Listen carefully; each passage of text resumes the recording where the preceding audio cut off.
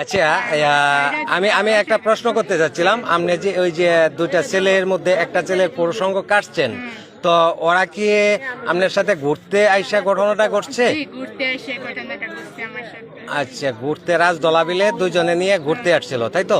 তো রাজ দোলাবিলে ঘুরতে আসলে তো আপনারা ওই যে যে ছেলেটার আপনি প্রসঙ্গ কাটছেন, সে বিবাহিতা বউ আছে, ওতে একটা বাচ্চা আছে, একটা মেয়ের গায়ে কেমনে হাত দেয় আবেদ মেয়ে। আচ্ছা, হাত দিয়েছে, ঠিক আছে।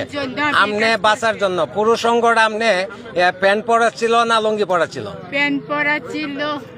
প্যান্ট পরা ছিল, তো আপনি প্রসঙ্গ ধরছেন কেমনে বা কাটছেন কেমনে? প্যান্ট পরা ছিল, তার আমাকে জোর করে ইউজ করে প্যান্ট খুললে ইউজ করে করতে চাইছিল, পরে আমি কাছে আপনারা দর্শন করতে যাচ্ছিল আপনি, তারপরে আপনি এই অবস্থায় আপনি প্রসঙ্গটা ব্লেড দিয়ে কাটছেন। তো ব্লেডটা আপনার সাথে ছিল না কোথায় ছিল? আবার দোকান থেকে কিনছি, তারা জানে আমার এই কাম করবো পরে। ওইটা আগেই আপনি জানতেন এই কাম আপনারা করবে?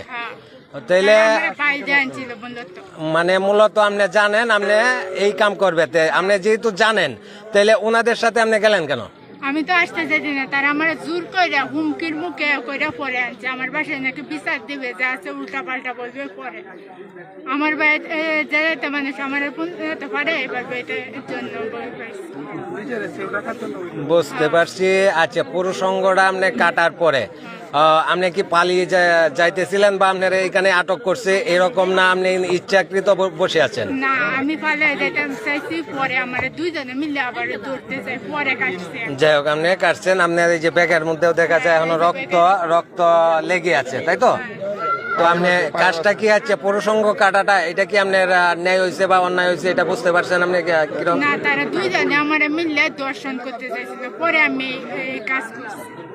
বন্ধুরা শুনতেই পাচ্ছেন, মূলত আমরা সব বিস্তারিত ওনার মুখ থেকে সবকিছুই আমরা মূলত ওনার মুখ থেকে সর্বোচ্চ আমরা সব শুনিয়ে দেওয়ার চেষ্টা করছি। আমাদের সঙ্গেই থাকুন। আল্লাহ হাফেজ।